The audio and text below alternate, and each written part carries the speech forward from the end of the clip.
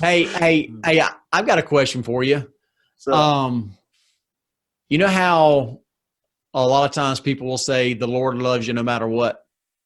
Mm-hmm. yeah, Does the Lord ever? So the opposite of love is what? hate? Hate. Does the Lord ever hate anyone? No, Mm. he doesn't hate. Let's look at verse 4 in chapter 15. Let's see. Interesting. Hold on, yeah. But behold, my brethren, the Lamanites hath he hated, because their deeds have been evil continually, and this because of the iniquity of the tradition of their fathers. And then it goes on. Wow. That's interesting. That reminds me of that priesthood meeting, a stake meeting we had years ago when President McDonald was our stake president, and he I don't know if y'all remember that. We all at that meeting. It's been years ago, but anyway, he posed the question to the group: as you know, is there ever a time when God does not, or I guess it was, does God love everyone unconditionally or whatever? And a lot of people were like, well, yes, of course, and President McDonald had a really interesting style. He wouldn't stand at the podium. He was walking around, through the congregation, talking to people and encouraging discussion at this one meeting. And the initial responses were, oh yeah, of course, yeah, yes. But then and he was kind of doing a good job of pointing out different things. And then there was actually a good debate. I mean, like a healthy debate. There wasn't people like arguing and throwing stuff at each other, but there were a lot of people standing up and making points and counterpoints. And there was a lot of really good points made that we'll know. Sometimes there are people the Lord doesn't love, and it's clearly in the scriptures, and there's a lot of people that cited scriptures about instances like this where, people clearly, the Lord didn't love them, and so it's interesting. We don't usually think about that. So it was years ago that when I first read that and it jumped out to me. It's probably been 8-10 years ago. And I was like, whoa, it just hit me pretty hard. And then as years passed, there's been a couple of times where I've tried to find that scripture and I could not find it. And I've referenced it and I've talked about it to people or mentioned it to people. And I could never find the scripture. And so this week when I was studying, and I come through and read the verse, I'm like, there it is. I knew I had read in there, because the previous verse 3, he's talking about the Nephites, and at the end of it, it says, "Yea, in the days of their iniquities hath he chastened them, because he loveth them." And then the follow up to that, verse 4, "But behold, my brethren, the Lamanites, hath he hated, because their deeds have been evil continually." So he is the Lord. Yeah, I've never noticed that. Yeah. So getting back to capitalizing, right? So he is not capitalized there. However, if you read, like I say, if you read verse 3, the previous verse, he's talking about the Lord chastening his people and loving his people, and then and then him hating the Lamanites. So that's interesting. Yeah, I've never good. Yeah. Good pondering there. That's wow. That's funny how there's things that you can never notice like that. I've never noticed that either. That's cool. I ain't saying it's cool. There's hate going on. Right. No, hate is a strong word. That's right? a very strong word. It is. Word. And and I've read this several times. Did he just hate their deeds? Did he just hate what they were doing? But it doesn't say that. It says, hath he hated, because the Lamanites he hath hated because of their traditions and deeds and everything. So goes back that you can't I see iniquity. You can't find happiness in iniquity. It just goes contrary to the eternal head, as we read there in verse 38. Right. Yeah. It's contrary, is against.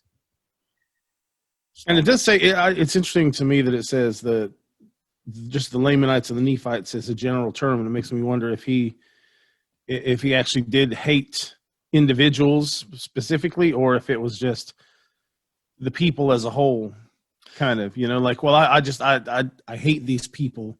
But, I wonder if there were still individuals in there that did have that love. And then it makes me wonder, too, if that's a permanent state. If we are ever so absolutely wicked that we can withdraw ourselves from the love of God, that we can get back in it. These people. Right. Well, I mean, well, so that made, I don't know if y'all watched any of the RNC last night, Republican National Convention. So I watched a little bit of it. Abby Johnson. You know who Abby Johnson is? She was the worker in a Planned Parenthood, and they ended up making a movie. She ended up the one that the movie was made about. Yeah, That's yeah. right, Oh, Abby that was Johnson. a good movie. Yeah, I saw that. Holy cow, Yeah, that was a great movie. So she told the experience of her first experience of being directly involved with an abortion, and how on the screen, on the monitor, the sonogram, or what do you call it? Ultrasound, the ultrasound screen. Yeah. Where you can see the baby. Well, this tube placed in, and you could see on the screen. She says you could see the baby being sucked through into this tube, and she says you could see that baby literally fighting to stay away from the suction. Yeah, and trying to get away from it. Yep, and trying to get away. And then she says, and I mean, this is one of those graphic warning type things, but she says the last part of the body that you see is the spine going up, and right as it goes up, the doctor says, he says, "Beam me up, Scotty." And I ended up putting a Twitter thing on last night. I cannot comprehend the state of mind or the evil, to treat a baby as a symptom of an illness, like an illness, right? And that's what they're treating it like, that you've got something in you that needs to be taken care of and gotten out of you so that you can go back to living your life, right? And so it made me think about this part here. Does the Lord hate? Because we know the scriptures when it talks about how it would be better for a person to have a mill hanging about his neck and drown in the depths of the sea, right? Yeah. Millstone, that's right.